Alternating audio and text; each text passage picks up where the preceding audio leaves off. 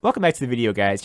At first I wasn't sure how to make this video because it's about an organization that's near and dear to my heart. You know, one that as a kid I always wanted to be a part of, and one that since that time has really fallen far from grace. And that of course has to be BrattySys.com. Not just kidding. That of course has to be Faze Clan. Now, if you're like me, you probably grew up watching Faze Clan like in 2012 through 2016 ish, and Faze Clan then was amazing. It was mostly sniping content and made by people that were kind of, no names at the time. And they were getting millions of views on videos and, making it in life. And a lot of people had respect for these guys. And Faze Clan grew significantly. I can remember when they were living in the first Faze house in New York and just seeing how cool it was to see a bunch of guys that just played video games, like living together and having such a good time. And I can also remember whenever they moved to the LA house, when Banks moved to the Cloud house, and when things really started to decline. And that had a lot to do with the fact that they really switched their content up.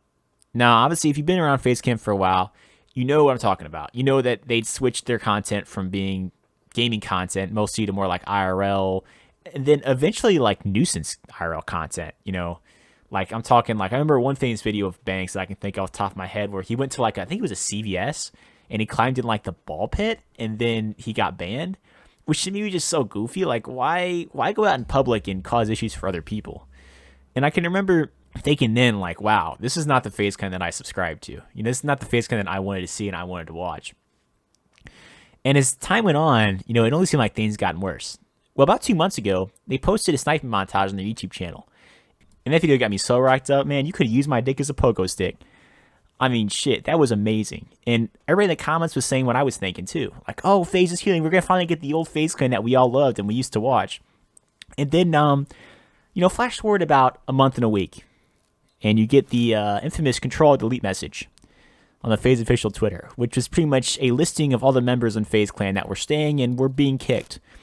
And it was crazy to me because a lot of the guys that they featured in this sniping montage, probably on their channel, are now no longer in Faze Clan. That's right, they kicked them.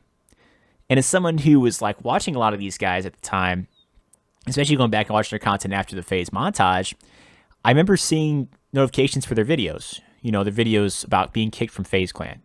And it was emotional, I mean, it was crazy for me to just see these guys who had like spent 10 years of their life in Faze Clan just pouring out how they felt and how they feel like they've been mistreated by the organization over time. And a lot of these guys even saying that they weren't really even paid for almost anything for all their 10 years of being part of it.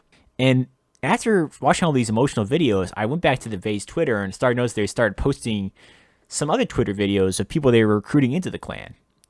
And they were interesting, to say the least. They were very bizarre. One was like a guy who was like in school, and then Banks like came and was like, hey, buddy, you got to start getting on Twitch. And he like kidnapped him in a Cadillac Escalade. It was pretty wild. There's another one where there was like a guy laying on the bed and he was covered in like Cheeto dust and stuff. And then came back to the camera and Banks was like, hey, stop saying dumb shit. And it was also just kind of bizarre. And it just was a far cry from the old like introduction videos that we used to get when I was a kid, where it's like crazy skilled people being introduced into the Faze Clan. And when I was watching those videos, it really got me thinking, like, I don't think I can support this direction anymore. And it's tough because as someone who's always been a fan of Faze Clan, I want to stay subscribed because I want to see what happens. Almost, it's kind of like a train is going to wreck. Like you almost want to see where it's going to end up. But it's sad. Maybe these guys are snipers in disguise, and we've all just been played for fools or something. But I feel like Faze Clan is never going to get back to where it was when I was a kid. Never to that glory that it once had. And, maybe these guys will be good for Faze Clan. Maybe this ship will finally be corrected. We'll just have to see what happens. If you think I'm coping, if you think I'm a goofy goober, leave a like and subscribe. I'll see you on the next video. Peace.